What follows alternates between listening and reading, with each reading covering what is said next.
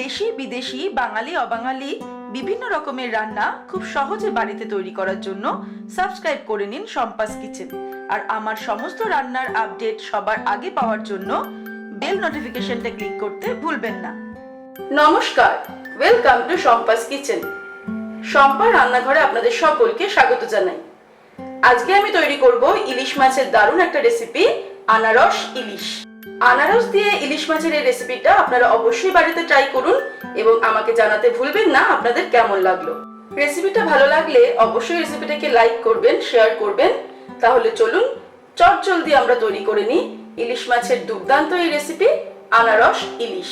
আনারস ইলিশ তৈরি করার জন্য আমাদের যে উপকরণগুলি লাগবে সেগুলি হলো, আমি 4 পিস বড় সাইজের ইলিশ মাছের পিস নিয়েছি, একটা মাঝারি সাইজের আনারস অর্ধেকটা নিয়ে আমি টুকরো টুকরো করে কেটে ভালো করে ধুয়ে নিয়েছি, 1 টেবিল স্পুন সাদা সর্ষে আমি বেটে রেখেছি 3-4টে কাঁচা লঙ্কা দিয়ে, আর 4টে কাঁচা লঙ্কা চিড়ে নিয়েছি, কিশমিশ 1 মুঠো, হলুদ গুঁড়ো, আর এর সঙ্গে লাগবে স্বাদ অনুসারে নুন, সামান্য চিনি আর সরষের তেল।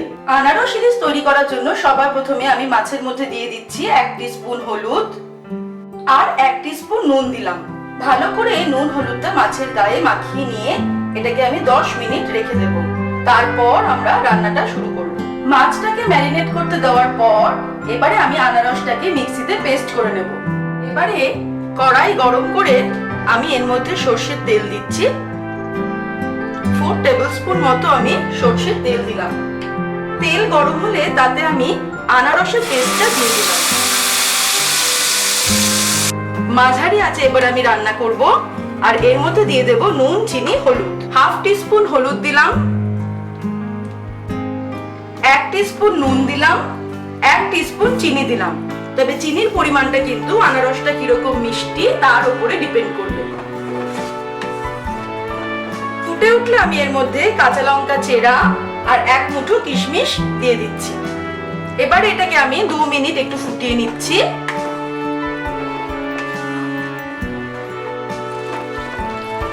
2 মিনিট ফুটিয়ে নিয়ে আমি খুব অল্প পরিমাণ জল দিয়ে দিলাম। এবারে আমি অ্যাড করে দেব ইলিশ মাছের টুকরোগুলো। টুকরোগুলো অ্যাড করে দিয়ে আমি এটাকে ঢেকে দেব 5 মিনিটের জন্য মাঝারি আঁচে।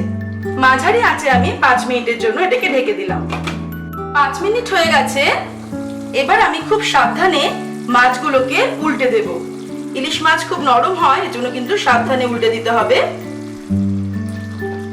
আর আমি অ্যাড করব সরষের বাটা, 1 টেবিলস্পুন সাদা সরষে, 2-3টে কাঁচা লঙ্কা দিয়ে আর সামান্য নুন দিয়ে আমি বেটে রেখেছিলাম, সেটা দিয়ে দিলাম। দিয়ে একটু মিশিয়ে দিয়ে আমি আবার এটাকে 5 মিনিটের জন্য ঢেকে দেব।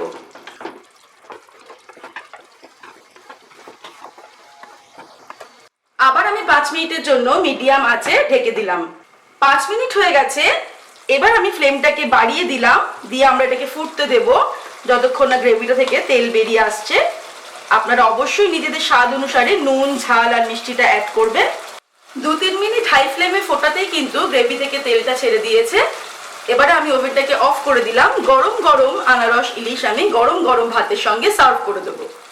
তৈরি হয়ে গেছে আমাদের আজকের রেসিপি, আনারস ইলিশ। আপনারা দেখলেন আমি কত ইজিলি এই দারুণ রান্নাটা করলাম। আমার রেসিপিটা ভালো লাগলে অবশ্যই রেসিপিটাকে লাইক করুন, শেয়ার করুন, আর নিত্য নতুন রেসিপির আপডেট পাওয়ার জন্য এক্ষুনি আমার চ্যানেলকে সাবস্ক্রাইব করে নিন। ভালো থাকবেন, সুস্থ থাকবেন। আমি আবার হাজির হব নতুন নতুন রেসিপির সঙ্গে।